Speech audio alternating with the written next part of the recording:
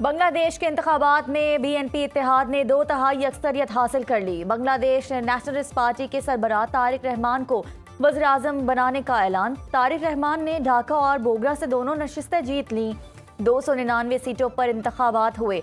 गैर हतमी गैर सरकारी नताइज के मुताबिक बीएनपी इत्तेहाद ने 213 नशिस्तों पर फतह समेटी। जमात इस्लामी इत्तेहाद 77 नशिस्तों के साथ दूसरे नंबर पर। अमीर जमात इस्लामी डॉक्टर शफीकुर रहमान ढाका से जीत गए। बांग्लादेश जातीय पार्टी को एक नशिस्त मिली। जेनजी की नेशनल सिटीजन पार्टी सिर्फ 5 सीटें जीत सकी। पार्टी सरबराह नाहिद इस्लाम ढाका से कामयाब। तर्जुमान एनसीपी आसिफ महमूद का कहना है कि कई जगहों पर बेज़ाब्तगियां हुई, हलकों में नताइज को बदला गया। बांग्लादेश नेशनलिस्ट पार्टी का 15 फरवरी को हुकूमत बनाने का ऐलान। मुतवक्के वज़ीर आज़म तारिक रहमान ने हामियों को जीत का जश्न मनाने से रोक दिया। नमाज जुम्मा में खुसूसी दुआओं की अपील। तारिक रहमान ने अपनी जमात की माजी की गलतियों पर माफ़ी मांग ली। कहा कि इनकी तरजीह मुल्क में अमन व अमान का क़याम है। सबको साथ लेकर चलने का ऐलान। जमहूरी, खुशहाल और करप्शन से पाक बांग्लादेश का क़याम मंजिल करार दे दिया। बीएनपी सरबराह तारिक रहमान और बांग्लादेशी अवाम को पाकिस्तान की मुबारकबाद। सदर आसिफ अली जरदारी ने कहा कि पाकिस्तान जमहूरी इक़्तिदार और मुश्तरका खुशहाली के लिए हिमायत जारी रखेगा। वज़ीर आज़म शहबाज शरीफ ने कहा कि पाक बांग्लादेश ताल्लुकात मज़ीद मजबूत बनाएंगे। जनूबी एशिया में खुशहाली और अमन के लिए मिलकर काम करेंगे। अमरीका की भी इलेक्शन में कामयाबी पर बीएनपी क़यादत को मुबारकबाद। अमरीकी सफ़ीर ने कहा कि बांग्लादेश की तरक्की और खुशहाली के लिए नई क़यादत के साथ मिलकर काम करने को तैयार हैं।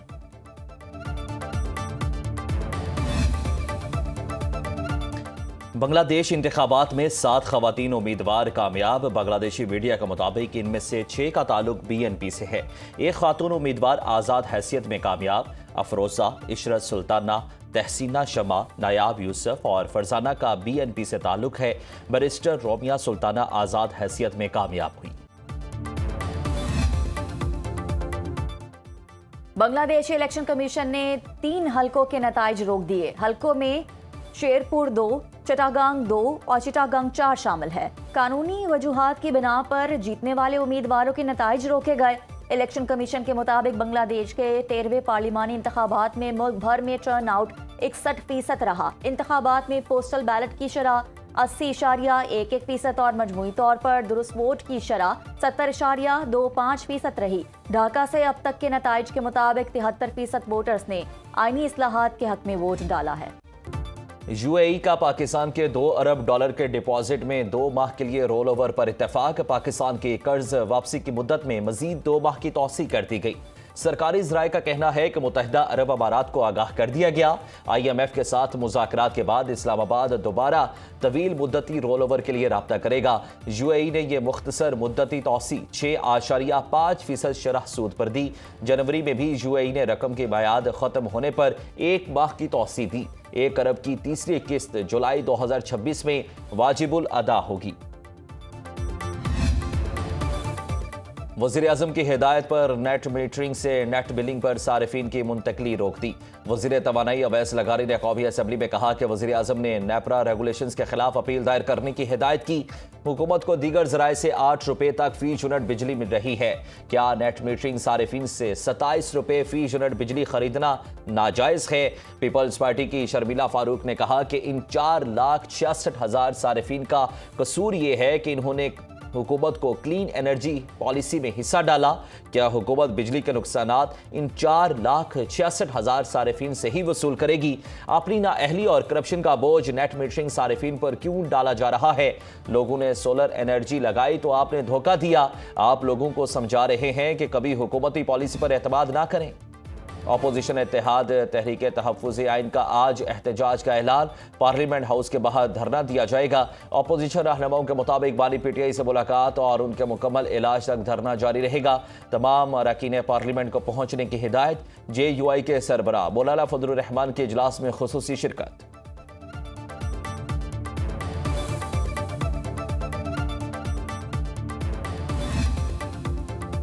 मुल्क के बालाई इलाकों में शदीद सर्दी की लहर। बलूचिस्तान के शुमाली अजला में मौसम ठंडा। महकमे मौसमियात के मुताबिक कोयटा में पारा 4 और कल्लात में 3, ज़ियारत में 2 और इजोब में 7 रिकॉर्ड। सिपी में कम से कम दर्जा हरारत 13 और तुरबत में 16 degree centigrade record.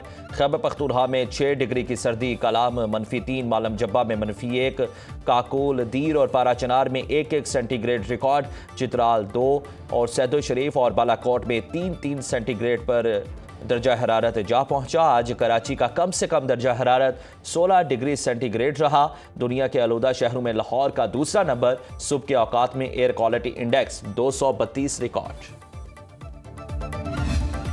Pakistan stock market में मुसलसल दूसरे रोज मंदी। 100 इंडेक्स में 1698 पॉइंट्स की कमी। इंडेक्स 1,78,814 पॉइंट्स पर आ गया।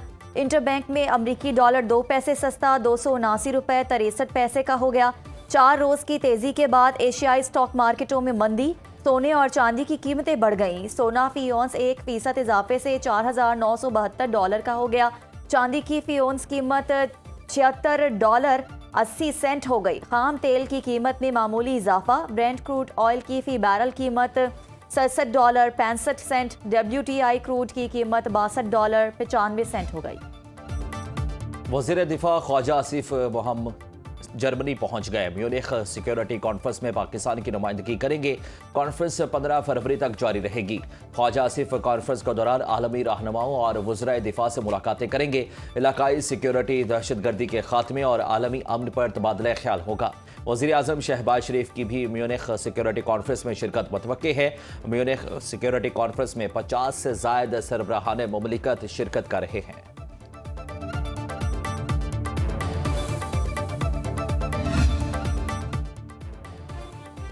इंसदाद दहशतगर्दी और बाहमी तिजारत में पाकिस्तान की कलीदी किरदार की दुनिया मोतरफ। आलमी सतह पर दहशतगर्दी के खिलाफ पाकिस्तान के मौसर इक़दामात और कुर्बानियों को सराहा। मुअव्विन अमरीकी वज़ीर ख़ारजा का कहना है कि इंसदाद दहशतगर्दी के लिए पाकिस्तान अमरीका का खत्ते में इंतहाई अहम शराकतदार है। इंसदाद दहशतगर्दी में ताउन पाकिस्तान को दाखिली और सरहद पार सिक्योरिटी खतरात से मौसर तौर पर निपटने में मदद दे रहा है।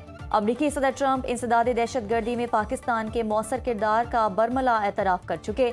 माहिरीन का कहना है कि पाकिस्तान ने दहशतगर्दी के खिलाफ मरबूत कार्रवाइयाँ करके आलमी सतह पर मोतबर मकाम हासिल किया। पाकिस्तान और अमरीका के दरमियान तवानाई और ज़राअत के शोबों में 2 तरफ़ा तिजारत तेज़ी से फ़रोग पा रही है।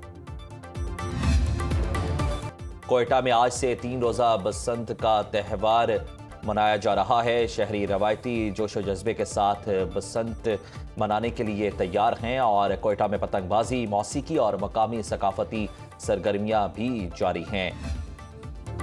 और उर्दू के अजीम शायर फैज़ अहमद फैज़ का आज यौम विलादत।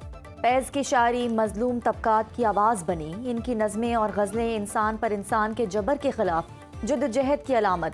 फैज़ अहमद फैज़ को कई आलमी एजाज़ात से नवाजा गया।